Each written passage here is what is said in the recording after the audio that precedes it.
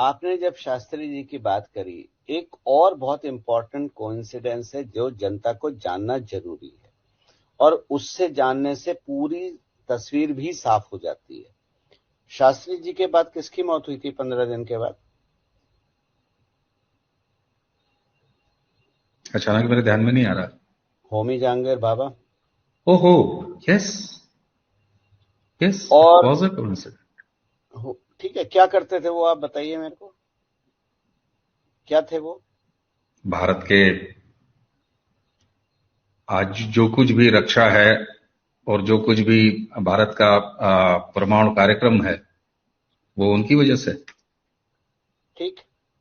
सारा भाई। अंतरिक्ष। अंतरिक्ष। ठीक।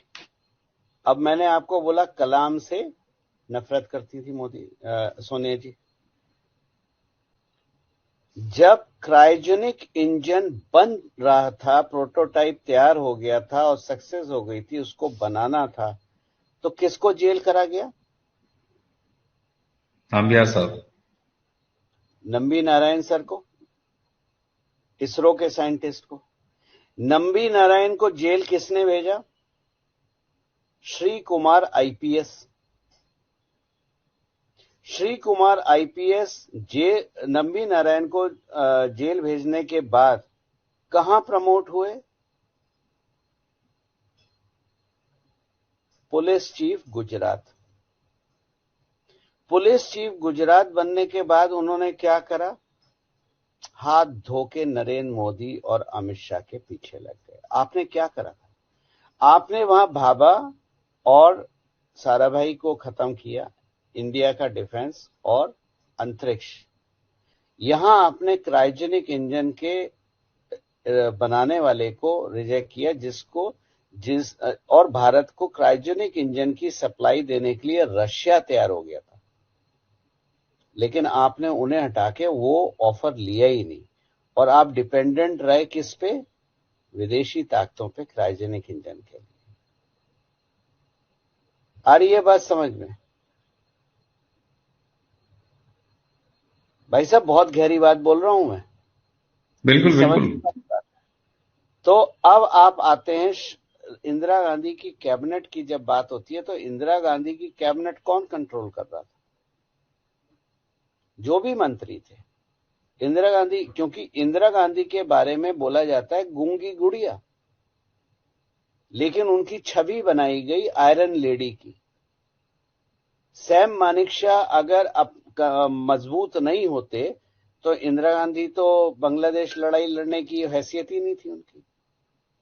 ये तो हमारी फौज के चीफ थे जिनकी बदौलत हम बांग्लादेश खेल गए। और उसके बाद क्या हुआ? उसके बाद आपने समझौता करा और पाकिस्तानी सोल्जर्स को फ्री में छोड़ दिया, अपने सोल्जर्स मांगे ही नहीं।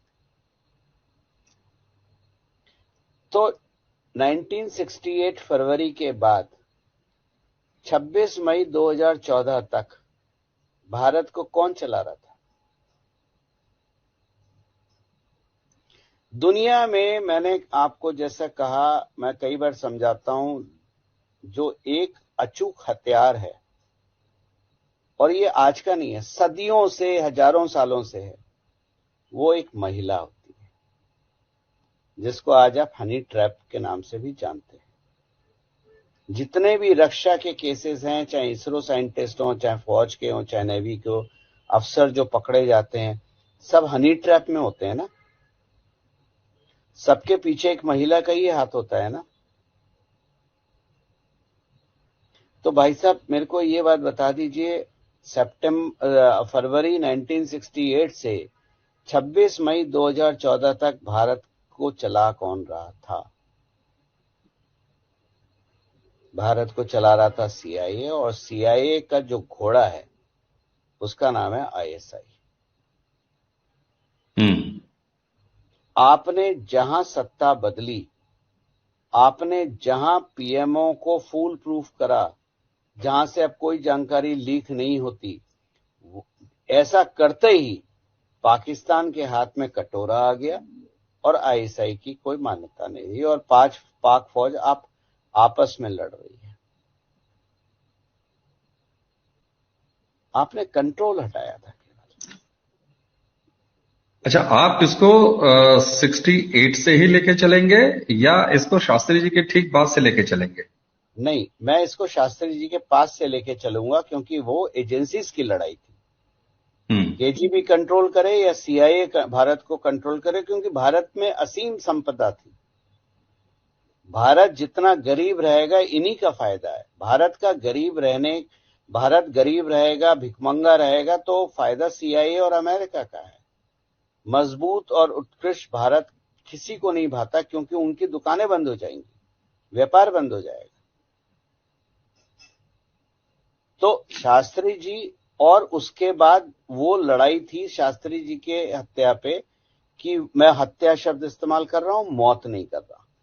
शास्त्री जी की हत्या का 2 एजेंसीज की लड़ाई थी, और शास्त्री जी की हत्या के बाद एजेंसी की बागडोर धीरे धीरे केजीबी के हाथ से खिसक के 1991 के बाद पूर्ण रूप से सीआईए के हाथ में चली गई।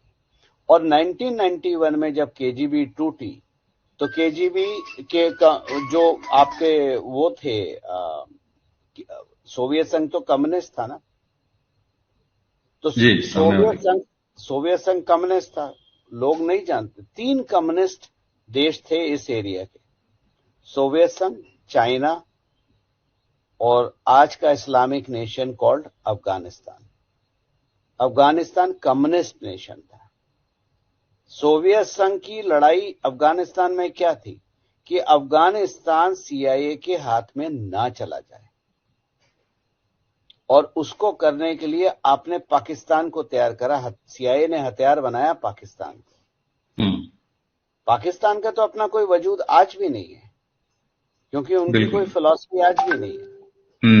तो ये एजेंसियों की लड़ाई समझ में आ रही है, बिल्कुल समझ में आ रही है। अब मैं उसके बाद 1991 के बाद जब सोवियत संघ टूटा, तो कम्युनिस्ट का इकलौता झंडा किसके हाथ में चला गया? चाइना का। तो अब आपको समझ में आ रहा है कि 2008 में जो राहुल गांधी ने एमओयू साइन करा था चाइना के साथ, व्यक्तिगत तौर पे क्या था वो? भारत को बेचने की तैयारी, क्योंकि उन्हें पता था सत्ता तो हमारे ही हाथ में रहेगी। दाएं बाएं जोड़ घटा करके जैसा भी करें, पर सत्ता तो हमारे ही हाथ में रहेगी। हम इस सत्ता को भोगने के लिए ही पैदा हुए हैं। लेकिन भला हो भारत की जनता का, भारत के जगने वाले सनातनियों का, कि हमने 26 मई 2014 को उनको उखाड़ के फेंक दिया। और ये विचलितता जो आप देखते हैं आज राहुल गांधी और सोनिया गांधी में, ये और कुछ नहीं है, ये वो 16 मई 2014 का रिजल्ट है जो उनको विचलित करे हुए हो। और जितना ये लोग कब्र खोदने की कोशिश करेंगे, ये खुद उतने कब्र में घुसते चले जा रहे हैं। इसीलिए मैं बोलता हूं कि भारत आजाद हुआ था 26 मई 2014 को। ये एक संकेत के रूप में आपने बहुत बड़ी बात कही है कि भारत 2014 के साल में आजाद हुआ। तो अब तक जितनी बातें आपसे, और उसको आप कोई भी नकार नहीं सकता, क्योंकि एक पूरी क्रोनोलॉजी बिल्कुल साफ सुथरी लाइन और बड़ी क्लियर दिखाई देती है। तो क्या ये मान लिया जाए कि 11 जनवरी 1966 से ही 2014 तक, ये अलग बात है कि इंदिरा जी के समय में वो 2 एजेंसियों का मामला था, लेकिन था तो विदेशी का ही। और तब से लेके 1966 से 2014 तक भारत के हाथ में था ही नहीं, भारत के हाथ में नहीं था।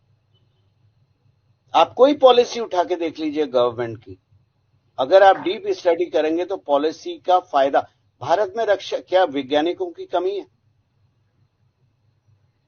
जिस इसरो को शुरू करा था विक्रम साराभाई ने, वो इसरो क्या इतनी काबिलियत नहीं रखती थी कि अपनी सैटेलाइट अपने आप भेज सके? लेकिन आपको याद होगा, हम फ्रेंच गुयाना से भेजते थे, हम भारत से नहीं भेजते थे।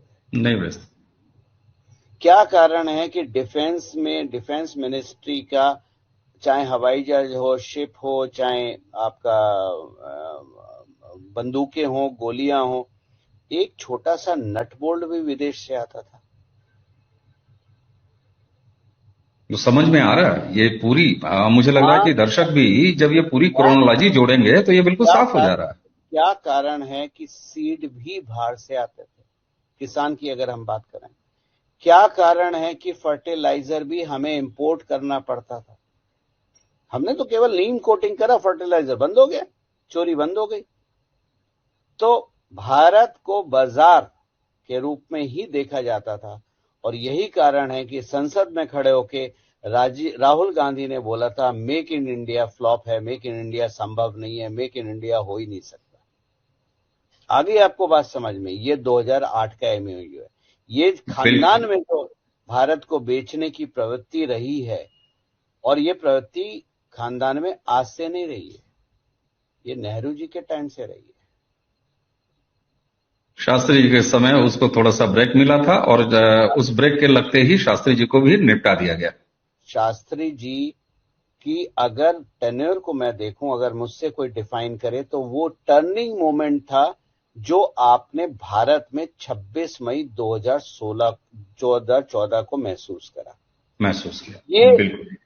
शास्त्री जी का टर्निंग पॉइंट इतने साल डिले होके 26 मई 2014 को पूर्ण हुआ।